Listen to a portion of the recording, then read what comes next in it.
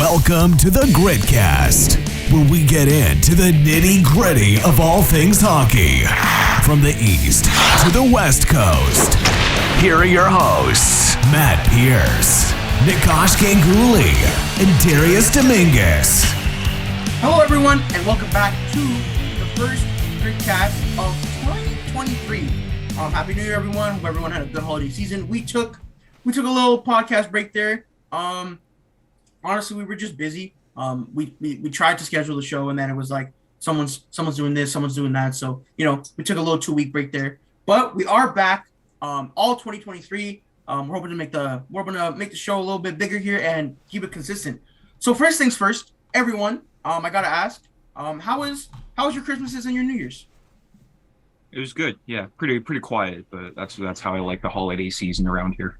Nice. It was nice. Nice to see family again, like do some regular stuff as opposed to the last few years. It was like the most normal Christmas season I've had in a few years, but also still quieter than usual, which isn't necessarily a bad thing. So it was nice.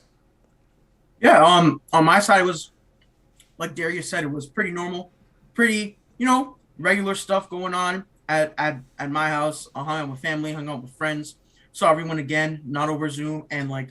No one was worried or like that little bit of anxiety you got when you were hanging out with people during the pandemic. So it was nice to see. It was a lot of fun. But whenever it's Christmas season or New Year's Eve, we know it's World Junior season as well. So the World Juniors actually end today, the day we're recording this, January 5th. And right now I believe it's Sweden and the U.S. in the bronze medal game. And tonight, Canada is playing Czechia for the gold medal. Czechia beat Canada earlier in the round robin stages. I think they beat them 5-2. So after a good game against the U.S. yesterday, and Czechia had a really good game as well. Before we get to that, the gold medal preview, what did you guys think of yesterday's semifinals games? Go ahead, Matt. Yeah, with the first one, I was only able to watch the third between Sweden and Czechia. It was pretty much Sweden just trying to hold on for the last 20 minutes. And then it was good to see Czechia sort of break through, because Sweden, they were icing the puck in the last 4 minutes. It turned into, the last minute of an NBA game where it was like, can this end already?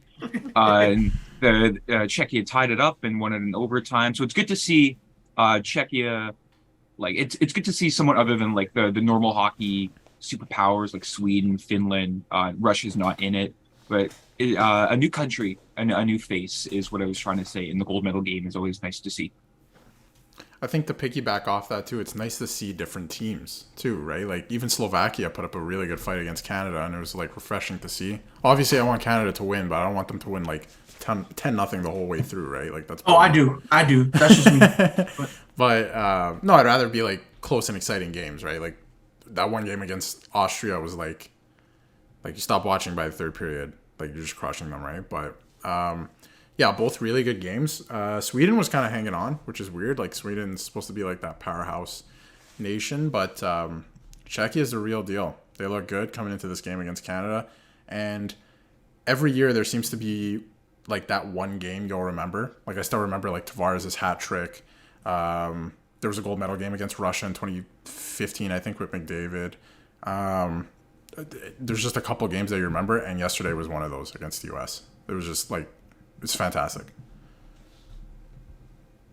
Yeah, I thought the game was pretty good as well. I've been watching too much World Juniors this year. I tend to stop watching because number one, I don't know the players as much, and number two, like the country. I mean, it's nice that like all the countries are sort of like you see like Czechia, they're starting to, or they already have caught up with what people would say the powerhouses of the World Juniors, generally speaking. But honestly, it's just not as interesting for me. I get really hyped for like the semis and finals. I think everyone does, but it's been fun. Connor Bedard, that guy is insane, man. Just every time he's on the ice, something happens. It's so interesting to see all the stats. I think he's the all-time scorer in World Juniors hockey for Canada. The most scorer points and points getter, I think. Yeah, so he's insane. And how do you think a guy like Connor Bedard goes into the game after, they lost to Czechia? There's that storyline.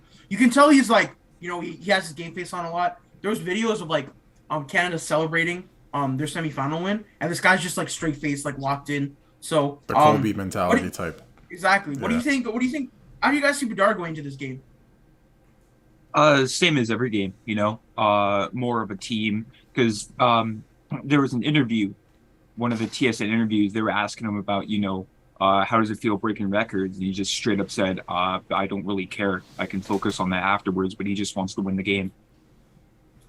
Yeah, I think he has the same mindset coming into every game. We've seen it, right? Like he's him. You know what I mean? Like he thinks he's him, and he's him. Like he wants to win the gold. Like he doesn't care about these records.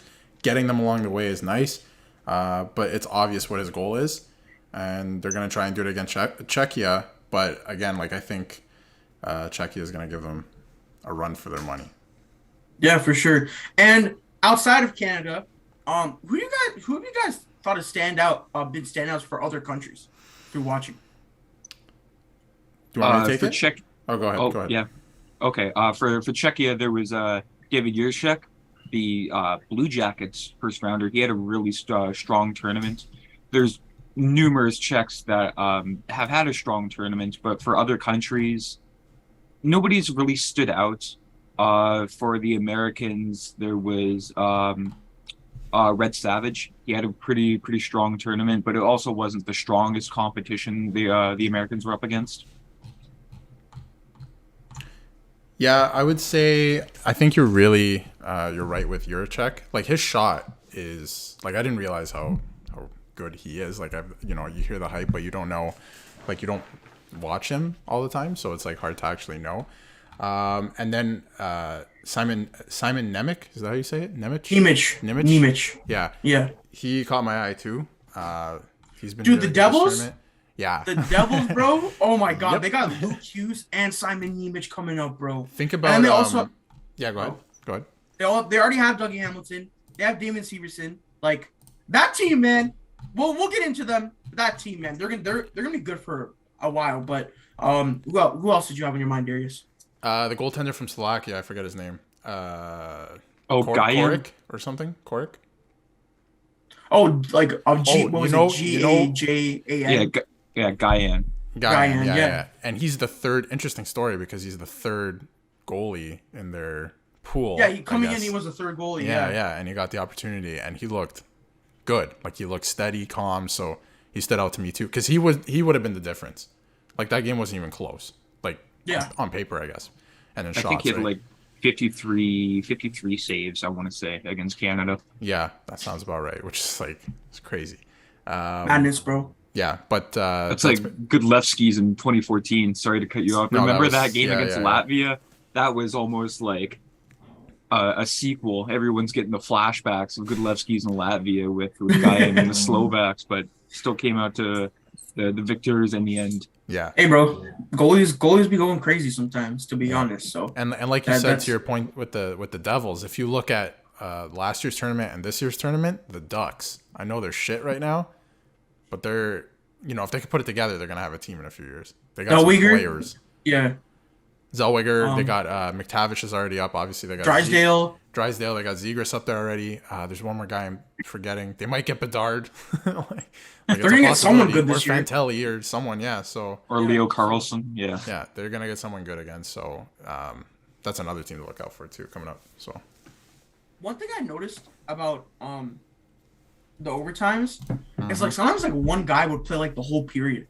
I remember watching the Sweden one yesterday. What was it? Sandin Palinka or whatever. Pekka? That guy freaking Sandin Pekka? Yeah. Palinka, I don't know. Something like that. I'm sorry for mispronouncing it, but that guy played like the whole overtime and he was pretty good, man.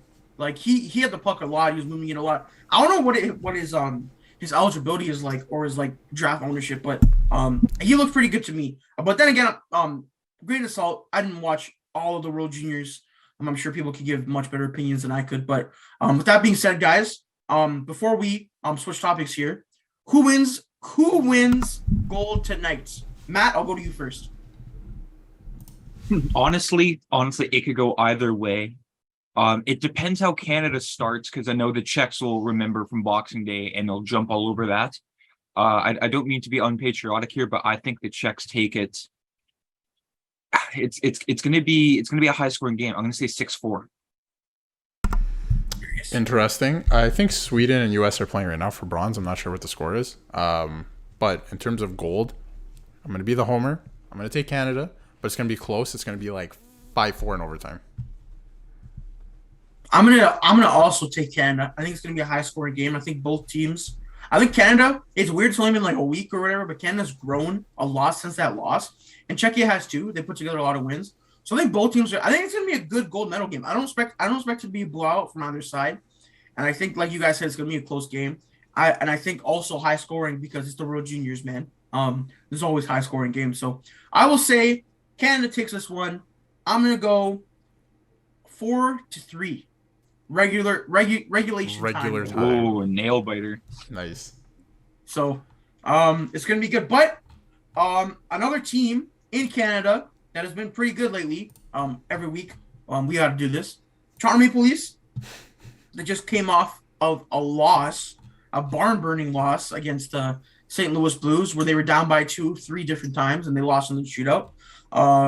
I think Matthews scored, Nylander scored, Bunting had 2 goals or something. So, crazy game there. The Leafs have been on a tear forever. It seems like their goaltending has started to fall off a little bit, but that's bound to happen when your goalies are both putting up 930s every goddamn night. Not sustainable. So, yeah.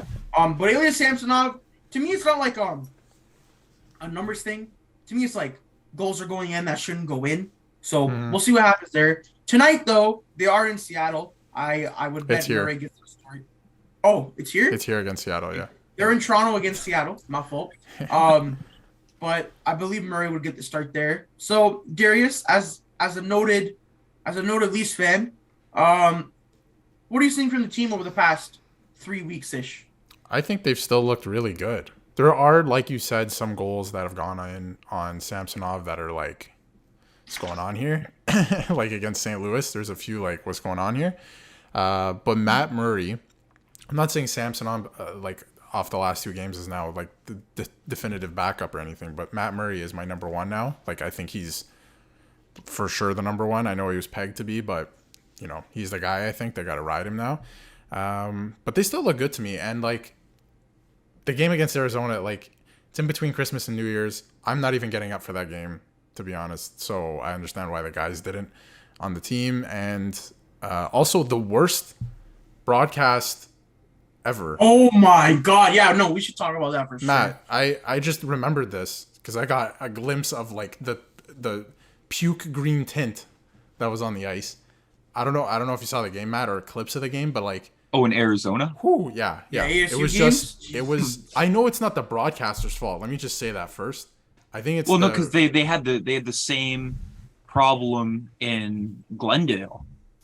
So I'm just thinking it's Bally Sports or whatever their regional provider is that just, forgot to change the camera settings. Well, the lighting is so bad though. It's terrible. Yeah.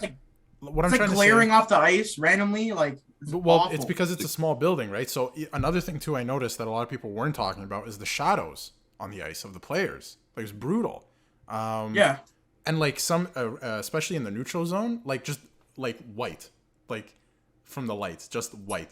It was brutal. And a lot of people were like, "Oh, at Sportsnet, like get your shit together, whatever." Right? I'm pretty sure Sportsnet's just getting the feed from Bally Sports. The commentators, like Chris Cuthbert, wasn't even there. They were in Toronto doing the game. So the audio was all screwed up too. It was that was a tough watch. if they had won, maybe not as much, but that was horrible. Dude, I cannot believe that's a National League broadcast. Like it was so Mickey Mouse. Like one of my friends said in my group chat, it's like if when you would like randomly turn on the Steelers game on that random Rogers channel, like randomly would just be on. That's what it looked like. The lighting was bad, audio was bad. It wasn't the best hockey, generally speaking. No, I'm joking. I did, but sometimes they're bad. but it does look like that, yeah. No, but I'm not saying like for an OHL or like a U Sports broadcast, not the worst thing in the world, right? But this is an NHL broadcast. Like, we always say this. Imagine like you're just like some non-hockey fan. You're scrolling through the channels. You say, "Oh, the Leafs are playing," and then you see that. You're like, "Bro, I'm not gonna watch that. What the hell? It doesn't look professional at all." Yeah. So it looked bad. The Leafs lost, which didn't help. For some reason, Arizona has their number over the past like 20 years. Yeah. Like St. Louis too. They haven't lost in Toronto in years. It's crazy. So I think Toronto, what I'm seeing from them is everyone is playing good. Morgan Riley, I feel like is at a tough outing since he came back from injury. I know Twitter has pointed that out over and over and over and over. But I think he's still getting acclimated. I'm generally speaking, I'm not the biggest Morgan Riley fan, so you're never gonna hear me vouch for the guy a lot. But when you're coming back from a long injury, the team, well, honestly, I kind of feel like he was set up to fail. Generally speaking, the team was playing so good when he was injured. They were solid defensively. They're solid offensively. He had a tough injury. He's out for a while. So when you bring a guy like that back, he's your number one defenseman.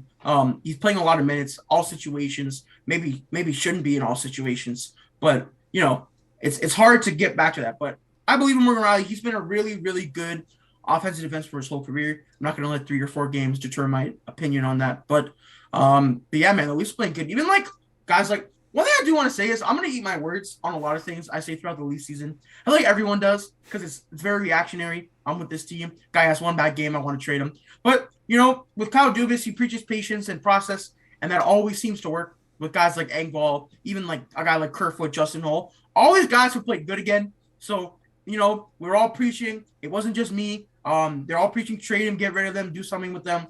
They're all playing good again. So, I'm excited for that. Darius, what are you seeing from the bottom 6 lately, bro? There, guys like Engvall, the third line looks awesome, in my opinion. Like, they might not be scoring as effectively as the first 2 lines. Wow, shocker.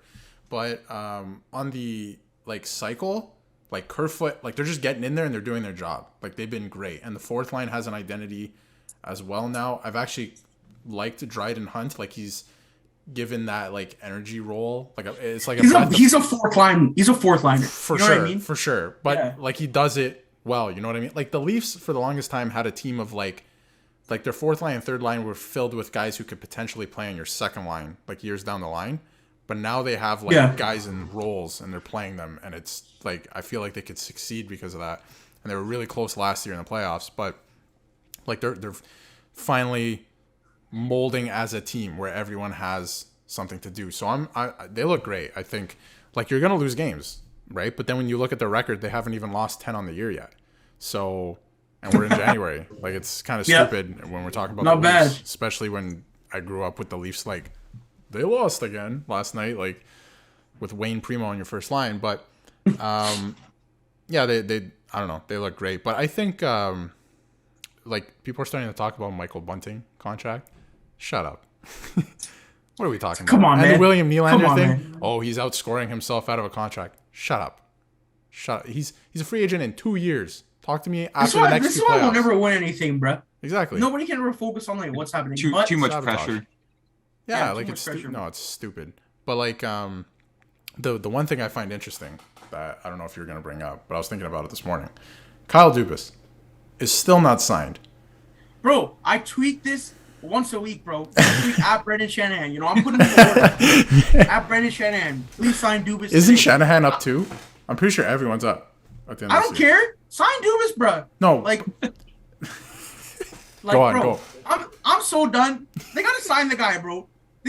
Every time he brings in some random ass acquisition from who knows where, they turn out to be good NHL players. You know what I mean? Yeah. Or he brings in some guy and then he trades him for a guy who's a good NHL player. He signs Curtis Douglas, who is 6'6", plays bad. He gets Connor Timmins for him.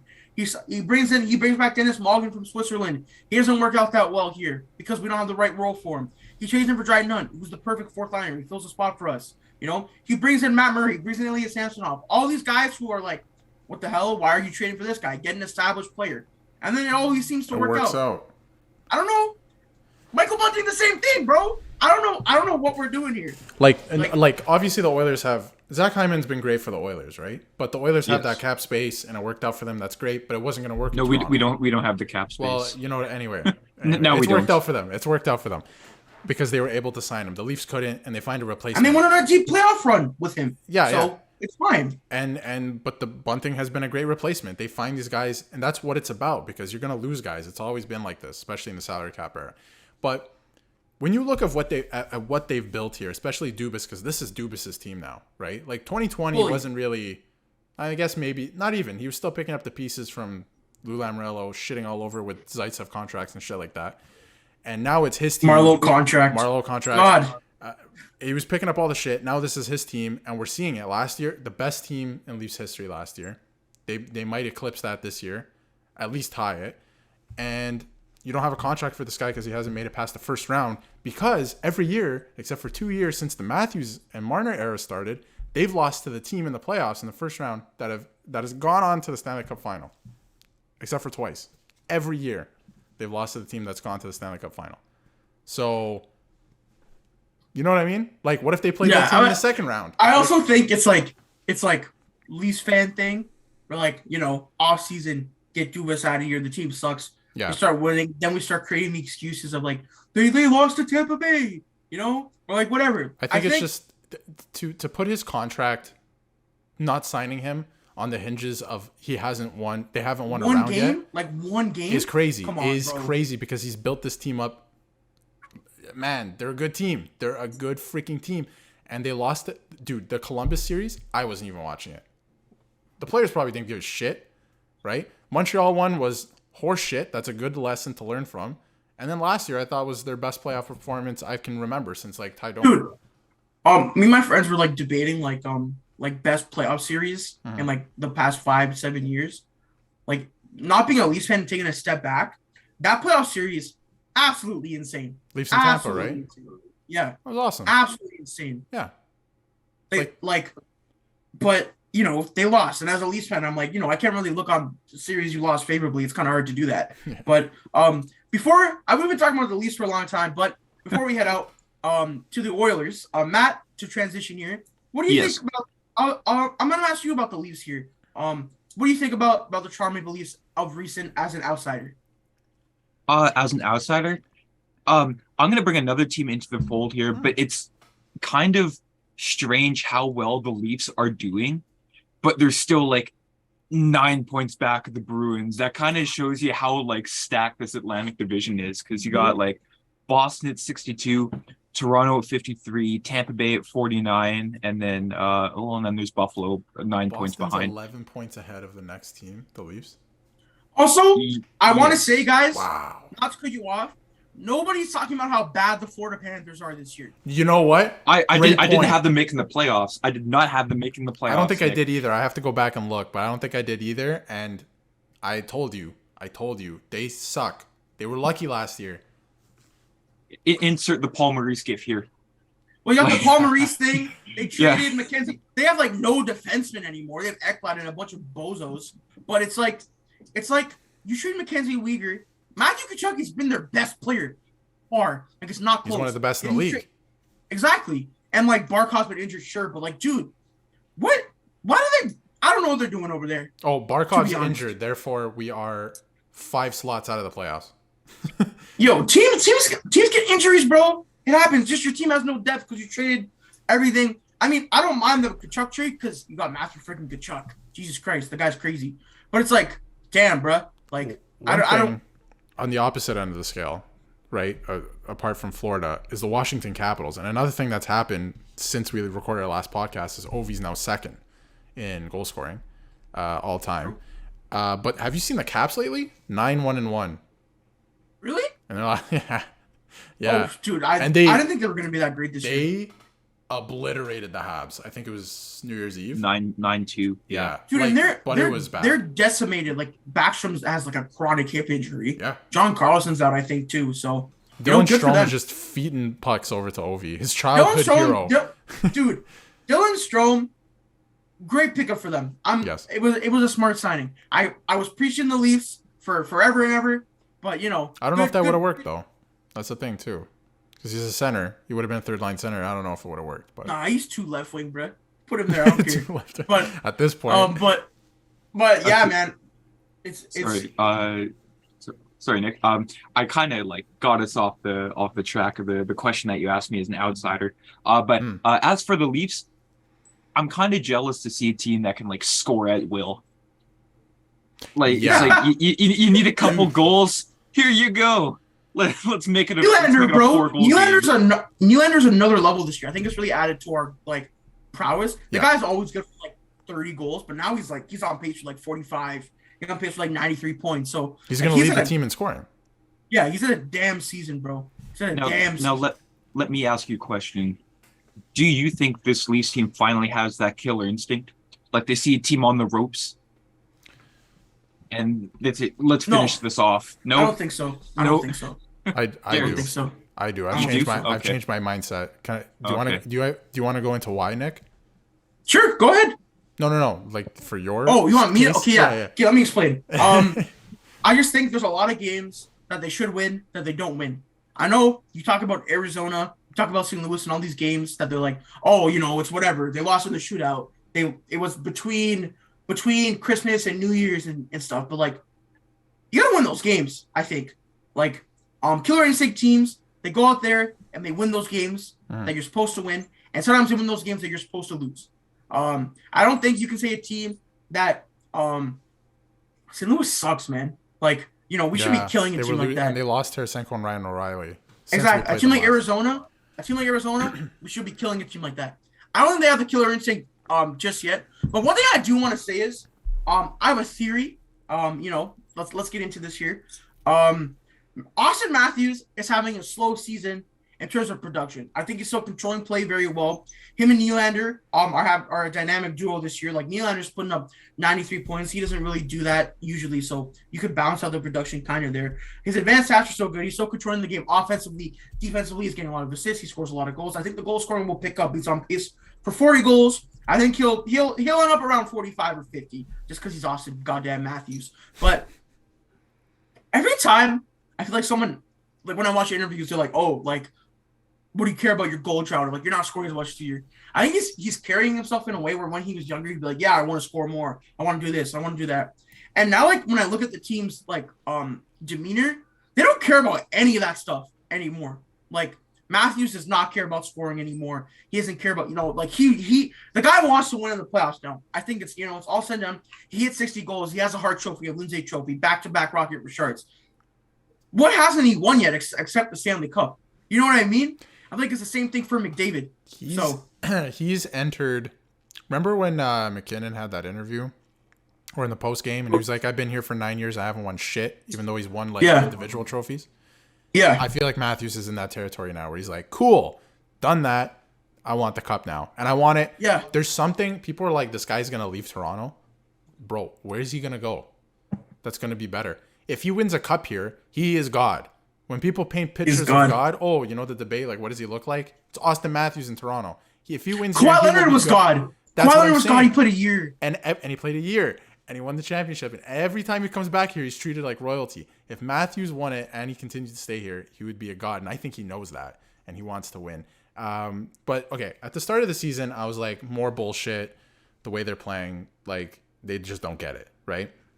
And now Matthews, everyone's like, oh, slower start in terms of production, like you said, but he's dominant every time he's on the ice, I find. And defensively, I agree with you. Better. The whole line, way better defensively. Nylander's way better defensively this year. And he's scoring at the clip he's scoring. Like he's been amazing this year. Nylander will, like, poke pucks, go on breakaways, and score. Like, it's insane. Like, he's been awesome. The defense, goaltending. The goaltending, way better. I'm not saying Jack Campbell lost in the series last year, but there's a difference this year, okay? Big time. Especially in the body language and everything. Jack Campbell led in a goal and it was like the sky was falling. But the defense overall is a lot better. And just the way they're playing defense, especially the forwards and how they're moving as a team and everyone's flowing, I think they get it now. There was a thing last year where I was like, they came close to beating Tampa. Came really close. But I think they got lucky in a way because I still don't think they got it, if that makes sense. Like, I think this year they finally understand, like, what has to be done to win. So I think... I feel like we say that every year, which is why I'm not... I know it's early. No, last year I was like, screw this team. This team sucks still. But then they get my hopes up in the playoffs, right? But I think, like, quote me now, it's early, it's January. I would love to look back on this in May. I think they end up playing Tampa again because Boston's way too good, and they beat Tampa. I think they beat Tampa as well this year. Yeah. I think it's time. Yeah. It's time. I think they're just going to do it. And the other thing I was watching recently, too, they made it to Game 7 against Tampa last year. I still don't think they were ready to, they made some dumb mistakes last year. They beat themselves like usual. But the Tavares no goal in Game 7, one of the worst calls in NHL history in the last 5-10 years. Just saying. So The problem is with that rabbit hole time, I guess. yeah, Like they call that back, and then like 7 goals go in this year. That same thing happened, and then not even that in the playoffs. There was a goal. The one I think that made it 1-0 in that game was the same play. But anyway. Yeah, I didn't expect Top at least for 15 minutes, so apologies for that. But Matt, let's talk about Connor McDavid. It's Matt's weekly Oilers segment on this show. Matt, take the stage, my man. I'm pretty sure you could like repeat like from the prior episodes and it'd be the same exact thing. December 15th, 2022, our last recorded episode.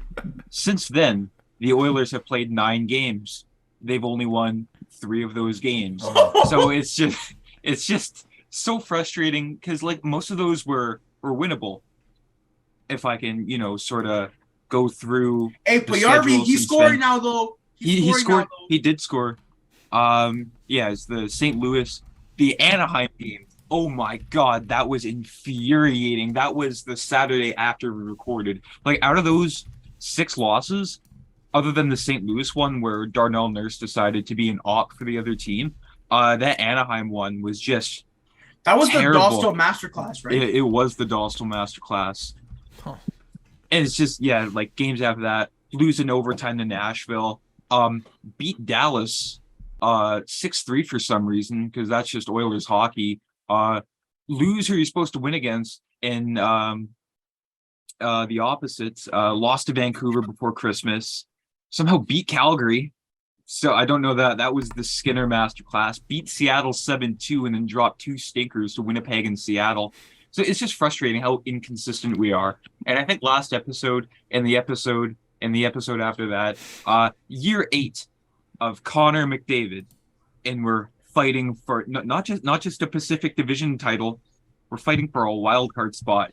I just want to say I said that when the season started. And that is for Ken Holland to not do anything. I know it's not trade deadline season and teams aren't selling yet, but it's almost like a fireable offense if he doesn't do something not like dramatically big, because if you panic buy, then you're just going to mortgage your future for the rest of the prime that we have Connor and Leon. They should be mortgaging their future though. There's that's what I'm saying. Let's just turn into Pittsburgh. Who needs picks? Just go out and grab players. You have Connor McDavid.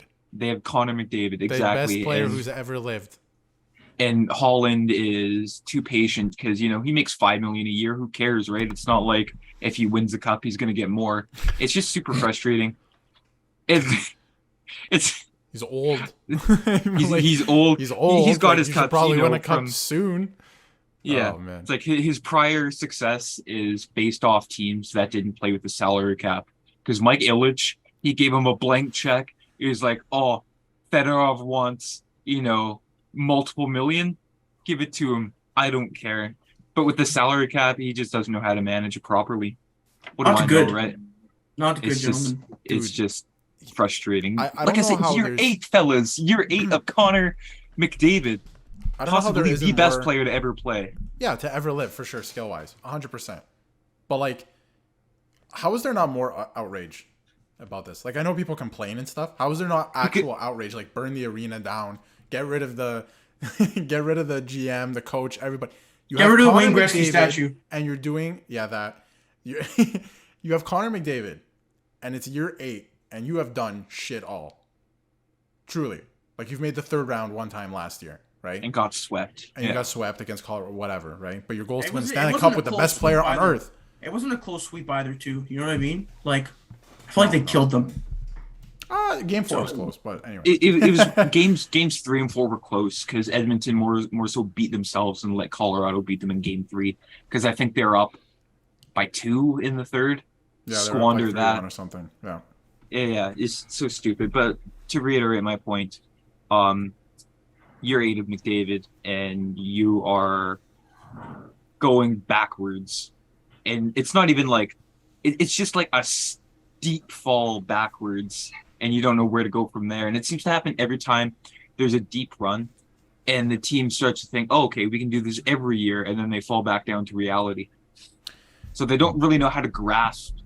It's not so much McDavid, but it's just the other teams that, okay, we've been to the dance. Let's go there again. And then they just sort of free fall. Sometimes I like to remind myself, like, it took like Ovi, for example, a long time to win a cup, and like some of these guys we watched growing up, like it took them years. Yeah, but he right? consistently made the playoffs. Sure, Right. he couldn't get past the second round, but it's not like the Caps were fighting for the eighth seed every year. Right, and that was my next point. That like then I think about Crosby, and he won his first cup in year 3. Like McDavid's in year 9. He's the best player who's ever lived, and they haven't done. How many times have they made it past the first round? Twice. Twice with McDavid. With McDavid, yeah. Like that's tough. Like How many times have they missed the aspiration- playoffs with McDavid? A lot. Rookie year, and then the year after 2017. I want to say like The next year they missed 2. three or four times. Yeah, Damn, bro. that's embarrassing. I understand the Yeah. first year, but after 2017, for them to not make the playoffs after that, that's embarrassing. But you got to think here though, Peter Chiarelli. I'll leave it with that. But like they fire him a long time. This is my thing with Chuck Fletcher. Why does this guy still have a job? Because with most like the GMs, I'm gonna reiterate the hockey old boys culture. Because they're all friends with each other. Secret handshakes. So they don't really want to see new blood go into that. So they'll try to remain in that position for as long as possible. And Daryl Cates, he loves the 80s Oilers and anything relating to the Oilers. So he'll just let anything slide. Doesn't McTavish still have a job? Like, isn't he somewhere? No. Oh, okay. I don't think so. I know Paul Coffey does. What does he do? Couldn't tell you, but he's there. So Well, yeah, guys. So the Oilers, they're poo. Maybe next week they'll still be poo, and Matt will get his weekly segment again. But we do have some NHL news to cover real quick here before we wrap the show. Jake DeBrusk is on IR. I believe he's out 4 weeks. He's on LTIR. The Bruins get a little bit of cap space just at the trade deadline. So, what do we think? Actually, there's not really much to say about that injury. I just wanted to kind of mention it. But well, it's pretty interesting because they can make a move now. They can make a move exactly. now. They can make a bigger one too. That's the interesting thing, because they can make a big move and then it'll free up cap space somewhere else, and then teams can start making moves now because, as Elliot Friedman said not too long ago, nobody can do shit right now because of the caps. Literally. So I think that's actually very interesting because they can go make a big move like now, get the first And fish. set off like a chain reaction, So Exactly. that'll be interesting to see. And you know what? The Bruins are so good; they could probably just hold off DeBrusk till the end of April, and then it wouldn't matter anyway. And they'll probably still win the last 30 games or whatever. Next, Jakub Vrana was on waivers. I think he recently went through the rehab program the NHL has. Substance abuse program or something like that. Yeah. Yeah. So he was on waivers. There's no really like story to that. He went unclaimed. He makes a lot of money. One of the better even strength goal scorers. I think he was like in goals per 60 at even strength, just behind Matthews, which is pretty good. He's one of the best finishers in the league. I know he doesn't drive play the best. It's a big contract. A guy like that's never going to get claimed. Like I read I saw a tweet the other day that was like, "Hey, McDavid got put on waivers. Nobody would have the cap to claim him." It's true. It's true. Like nobody would be able to claim Connor McDavid off waivers with the NHL setup, which is another brutal thing. But now the Winter Classic happened. I don't know if any of you guys were aware of that, because nobody cares about the Winter Classic. It was Boston and Pittsburgh, I think. Yeah. And Boston won. Boston won, and then it was just announced that Seattle and Vegas are gonna get it next year in 2024, which I think is good. That's pretty cool. If you guys watch the Winter Classic, what do you have to say about it? What do you have to say about the Winter Classic in general? Darius, you want to go first on this one? Sure. So I knew it was happening because it happens every year, right? Like we kind of know, and then they start posting about it closer to the day, whatever. What I did not know is that it was on January 2nd this year, and I didn't watch it because I had plans. But I usually watch the Winter Classic because it's on New Year's Day and there's nothing else to do. So that's a huge L. Nobody does anything else. It's the perfect day to put Exactly. So that was a huge L off the bat. It's more so. I think it's like a gentleman's agreement, because if January 1st falls on a Sunday, that's like the NFL's day, so it gets deferred That's to. true. It gets deferred to January 2nd. Hey, look, it's amongst all the networks. Hey, look, it's me, hockey enjoyer. I don't give a shit. Yeah, but they're trying to grow the game. Okay. Oh, then Look, man, how I don't know come? what you want me to say, then- bro. They don't know what they're doing, No, bro. but how come you don't I put it don't on know what you want me TV to say then? for So real. when somebody's flipping from, like the commercials in the NFL game or halftime, oh shit, there's a hockey game outside. Oh, just quick sidebar. The bronze medal game is tied 5-5. And 5-5. Whoa, it was like 2-1 was in like- the second. It was 3-1. Team USA to the has blown States. 3 2-goal leads. Wow, that is. Oh, we might get like a live update here. Who wins? It's only the end of the second. Yeah, it's only the end of the second, so we can wrap this. Oh up. my god, it was when we started recording this. It was 2-1 in the second. Like at the start of the second. That's crazy. Yeah, they've just been scoring so much. It's been Wow, taking that's a while. awesome. I thought it was But, third already, but yeah, sorry. All right, we'll try and get through this. We can watch that. I kind of want to watch Yeah, that. the other thing with the Winter Classic to me is obviously it was on the second. It should have been on the first, but okay, the whole NFL thing, whatever. But like it's getting boring. Boston gets it. Boston or Chicago get it every year. You got to do some sort of gimmick. Next year is perfect. You got the gimmick. You got the expansion teams. I think that's cool. That's cool. But the thing about next year though is the venue of choice for the NHL. Okay, I get it. Seattle, it rains there a lot, but it'd be so cool to have it where the Seahawks play. I think Lumen Field or whatever it's called. Man, But bro, but who cares? No. Who cares? No. No. Bro, who cares? I'm sorry, bro. The venue doesn't matter. Yes, it does. Yes, it does. It's the winter. It's No, the it Winter doesn't, bro. Classic, I'm not the telling you, indoor it Winter doesn't matter, Classic. bro. It doesn't matter. No one fucking cares anyway, bro. I don't watch the Winter Classic if the Leafs aren't playing in it. It's a regular season game. That's But all it's it outside. is, bro. But it's outside. Well, Bro, this one's it's gonna be just indoors.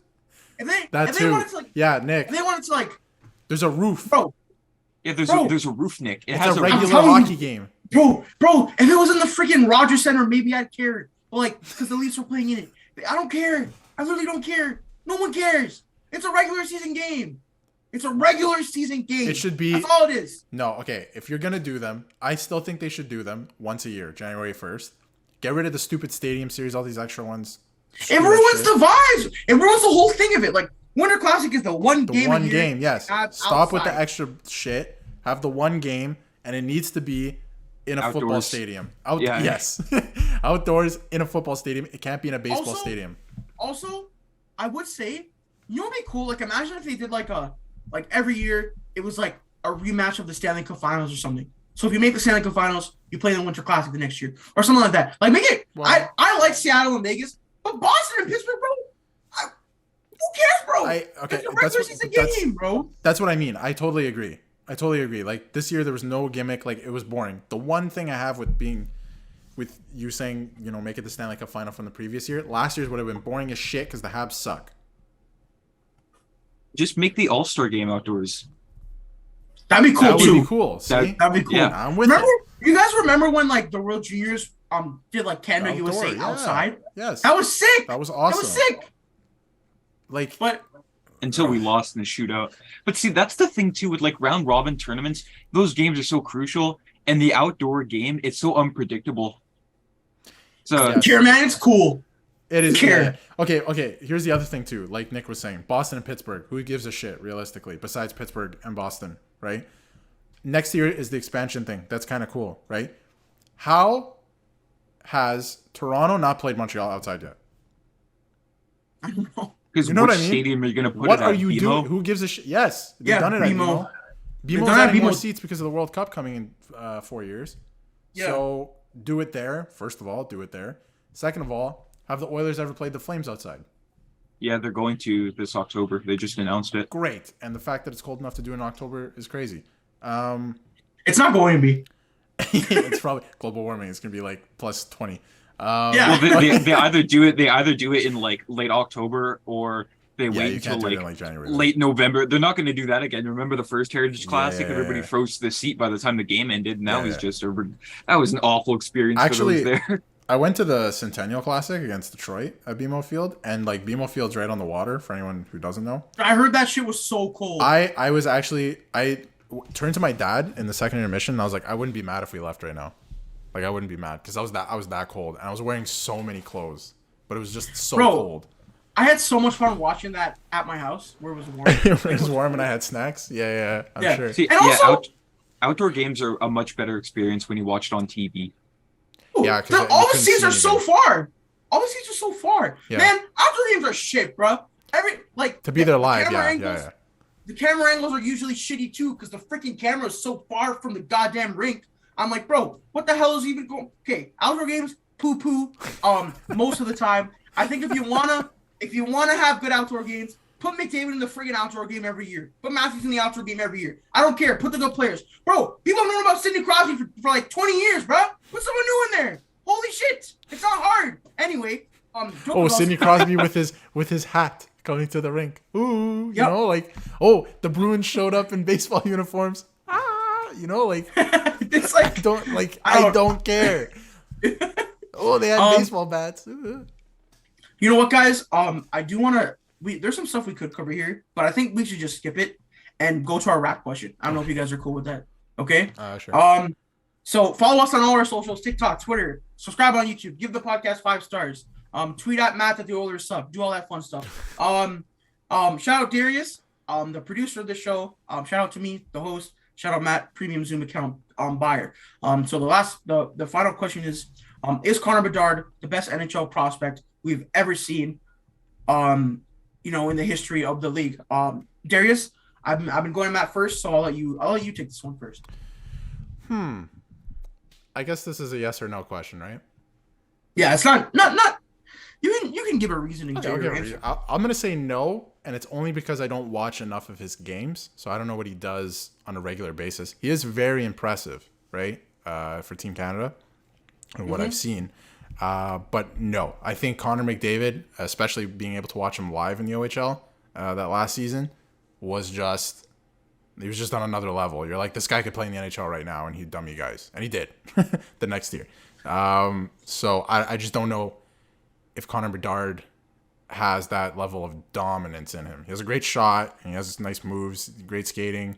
But I don't think he's the best. Connor McDavid still for me was like you just don't even understand what you're watching because he's that good.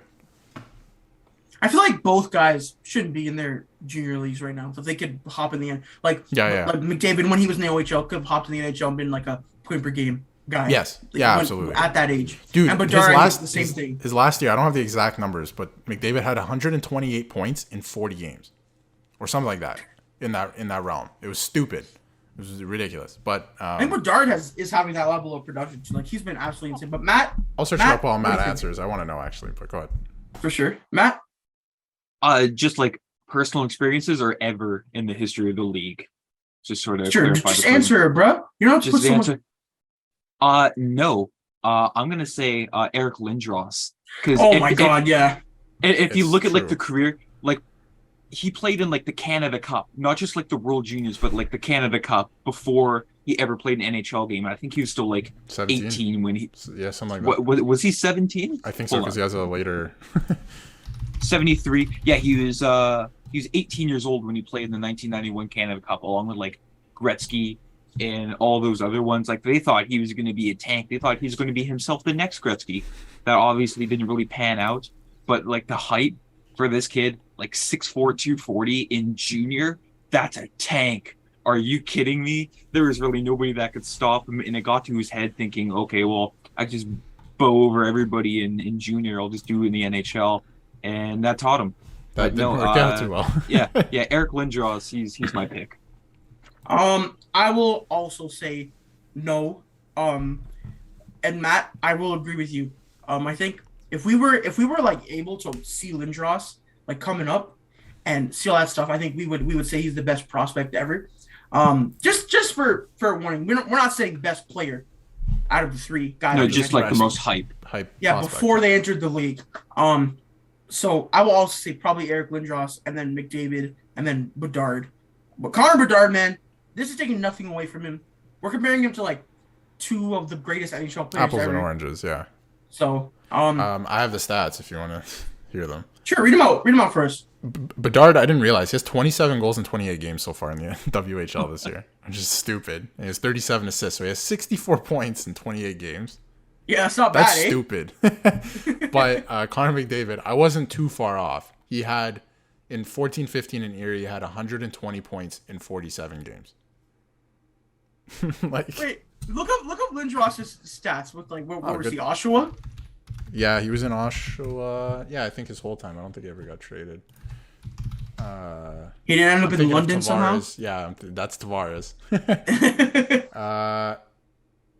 In his last, holy shit!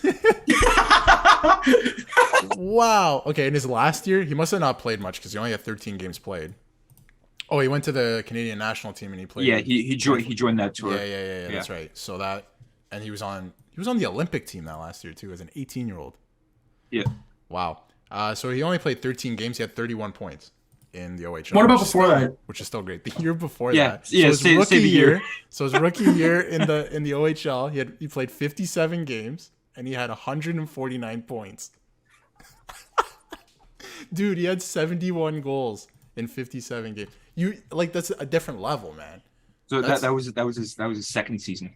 His rookie year You're was right, 36. Right. Sorry. 36 points in 25 games, and That's then he had 36 points in 17 playoff games, and then only 9 points in four games played when the Generals won the Memorial Cup. He was only 2 points per game. What a loser. Only ridiculous. That's crazy. I forget how good he was with the Leafs too at the end of his career.